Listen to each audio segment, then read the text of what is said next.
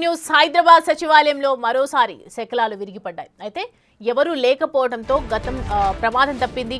గతంలో 5వ అంతస్తుపై నుంచి కూడా పెచ్చులు ఊడిపడటంతో ఓ కారు ధ్వంసమైంది. తాజాగా మళ్ళీ మొదటి అంతస్తులోని కిటికీ అంచు భాగం ఊడిపడింది. దానికి సంబంధించి చూస్తున్నాం మనము స్క్రీన్ మీద. శకలాలు పడ్డ రోడ్డుపై నుంచే సీఎం సహా మంత్రుల కాన్వాయ్ ప్రయాణిస్తూ ఉంటుంది. హైదరాబాద్లో 2 రోజుల నుంచి కురిసిన వర్షానికే పెచ్చులు ఊడిపడటంతో సెక్రటేరియట్ నిర్మాణంలో నాణ్యత లోపం ఉన్నట్టుగా ప్రస్తుతమైతే అనుమానాలు రేకెత్తిస్తున్నాయి.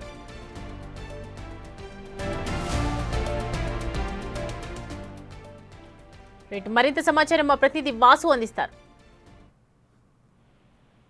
సౌమ్య, తెలంగాణ సచివాలయంలో మరోసారి ప్రమాదం చోటు చేసుకుంది. ఏకంగా ముఖ్యమంత్రి ప్రయాణించేటువంటి రెగ్యులర్ గా కాన్వాయ్ నిలిపేటువంటి స్థానంలోనే ఈ రోజు శకలాలు పడ్డటువంటి నేపథ్యంలో కూడా ప్రమాదం తప్పిందని చెప్పాలి. ఎందుకంటే అక్కడ ఈ రోజు వర్షం వస్తున్న నేపథ్యం కావచ్చు, సమయం మించిపోయింది. ఎందుకంటే దాదాపు 8 గంటల సమయంలో కూడా ఈ ప్రమాదం జరిగింది. అక్కడ ఎవరు కూడా ఉద్యోగులు కానీ ఎలాంటి మంత్రులు కానీ సీఎం కానీ కాన్వాయ్ లేకపోవడంతో కూడా ప్రమాదం తప్పిందని చెప్పాలి. ఎందుకంటే గతంలో కూడా ఇలాంటి సంఘటనలు వరుసగా సెక్రటరియట్ లో చోటు చేసుకుంటూ ఉన్నాయి. గతంలో చూసినట్టయితే 5వ అంతస్తు నుంచి కూడా రేలింగ్ పడిపోయి ఒక నాయకుని కారు పూర్తిగా ధ్వంసమైనటువంటి పరిస్థితి చూసాం. మళ్ళీ తిరిగి 2 రోజులుగా వస్తున్న వర్షాలకే ఒక భారీ విండోకు సంబంధించినటువంటి అంచు విరిగిపడ్డ నేపథ్యంలో కూడా ముఖ్యమంత్రి ప్రయాణించేటువంటి ఆ రోడ్ లో పూర్తిగా కూడా శకలాలు పడిపోయిన పరిస్థితి. అక్కడ ఎవరైనా ఉంటే ఖచ్చితంగా కూడా తీవ్రమైనటువంటి గాయాలయ్యేటువంటి పరిస్థితి నెలకొని ఉండేది. మరోపక్క మంత్రులు కూడా రెగ్యులర్ గా అదే దారి గుండా సెక్రటరియట్ లోపలికి వస్తుండేవారు. గతంలో జరిగినట్టు ప్రమాదం సెక్రటరియట్ బయట జరిగితే ఇది సెక్రటరియట్ ఇన్సైడ్ లో జరిగినటువంటి పరిస్థితి. అక్కడ ఓన్లీ కేవలం వీఐపీలు మాత్రమే అక్కడికి అలో ఉంటుంది. ఆ ప్రాంతంలో ప్రమాదం జరిగింది.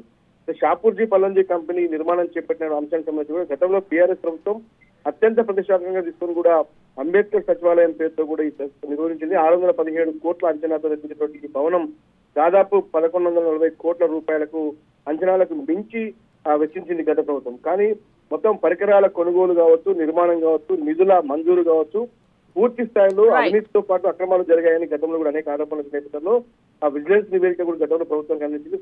చూడాలి మరి ఈసారి జరిగిన ప్రమాదంపై తెలంగాణ ప్రభుత్వం ఎలా స్పందిస్తుంది, ఎందుకు తరచుగా ప్రమాదాలు జరుగుతున్నాయో ఖచ్చితంగా కూడా ప్రభుత్వం మరోసారి విచారణ జరిపే అవకాశం కనిపిస్తాం.